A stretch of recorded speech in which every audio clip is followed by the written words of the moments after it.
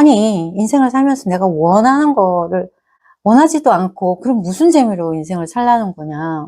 하고 싶어? 하고 싶지가 않더라고. 근데 그게 아니라 뭐가 나오는 줄 아세요? 영감이 나와요. 요즘 제가 촉구하고 있는 것은 원한다는 것을 완전히 버린다면 어떻게 될까 하는 거거든요. 저 자신뿐만 아니라 주변에서 보면 누가 아프신 분도 있고 일이 잘 안 되시는 분들도 있고 그렇잖아요. 그러면은 굉장히 애를 써요. 그죠? 그 상황에서 벗어나기 위해서. 우리는 이렇게 생각하죠.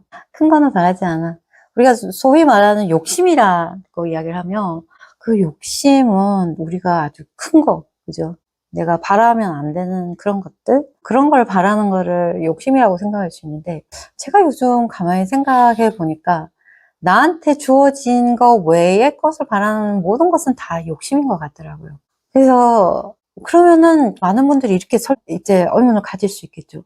아니, 인생을 살면서 내가 원하는 거를 원하지도 않고 그럼 무슨 재미로 인생을 살라는 거냐. 그게 무슨 내가 인생 살이냐. 그렇게 하고 어떻게 인생을 사냐. 내가 원하는 거 없이. 근데 제가 이제 해봤어요. 7월 달 그때 좀 이제 우울하고 할 때 그 원한다는 것을 사실은 다 내려놨어요. 어떻게 내려놓냐니까 일단 삶에 조금 어려움이 닥쳤어요.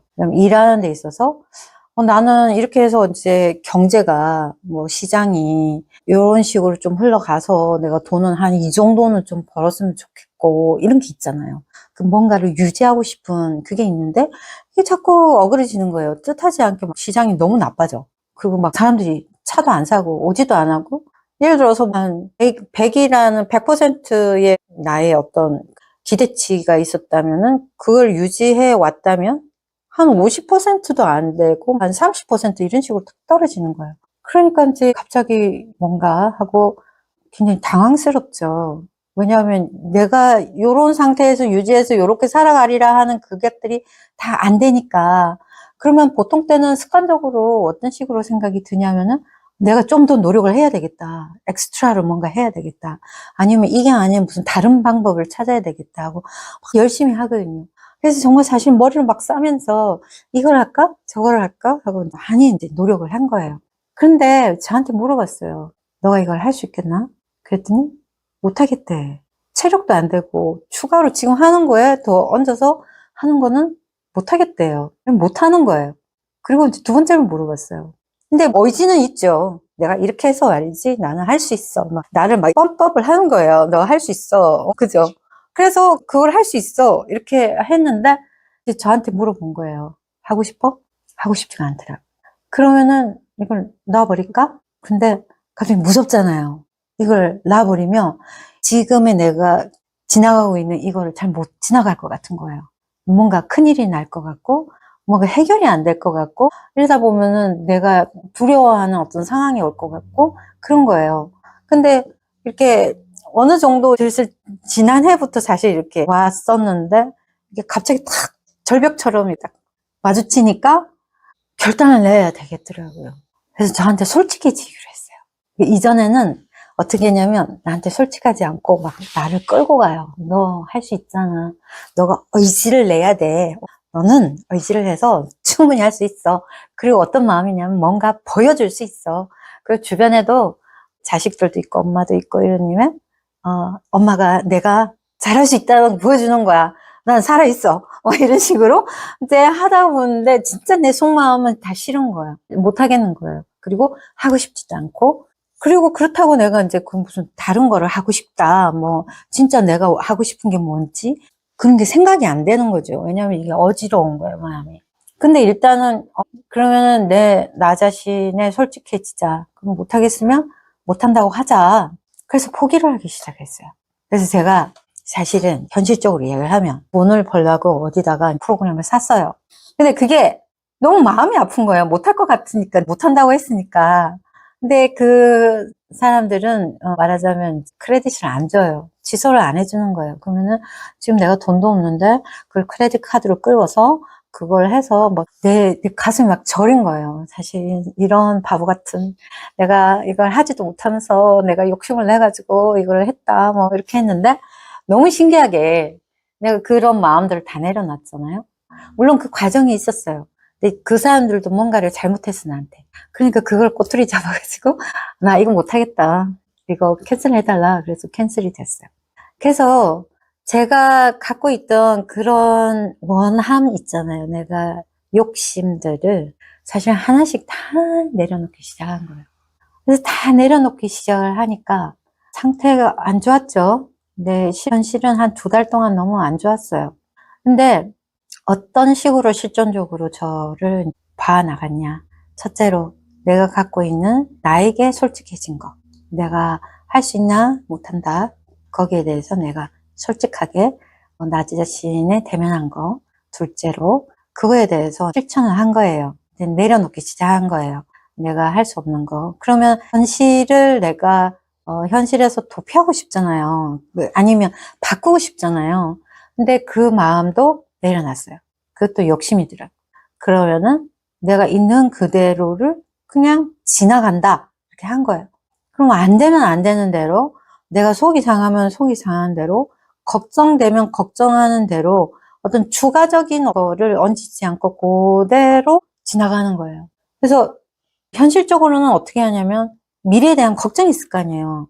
미래에 뭘 해야 되지? 미래는 어떨지? 이걸 다 끊어버리는 거예요. 그래서 이제 그대로 이제 그 상태를 한 2달간 그대로 했는데, 사실 그 사이에 뭐를 해줬냐면, 옛날에는 머리를 싸면서 뭘 할까, 이렇게 할까, 이렇게 하면서 나를 들들 볶았다면 그냥 놀았어요. 제가 이전 비디오에도 말씀드렸지만 드라마 보고 울고 누구 미워하고 분해하고 모든 감정들을 쏟아붓고 그렇게 하면서 그냥 밤새도록 비디오도 보고, 저는 솔직히 한 번도 저한테 다 그거를 허용해 주질 않았거든요. 밤을 새면 안 돼. 왜냐면 그 다음 일 가야 되고, 그 다음에 옛날에는 학교를 가야 되고, 그렇게 하면 내 밤새 논다? 밤새 술 마신다? 이런 걸 저한테 한 번은 허용해 본 적이 없는 거예요. 그래서 가만히 생각해 보니까 내 인생을 너무 재미없게 살았더라고. 그래서 나는 정말 한 번도 나의 재미? 나를 위해서 살아본 적이 없네? 하는 좀 자각이 왔어요. 그래서 1달, 2달을 완전히 나의 욕심을 버리는 거. 아, 이게 욕심이구나. 나는 욕심이 없는 사람이야. 라고 하고 살았거든요. 그게 아니더라고요.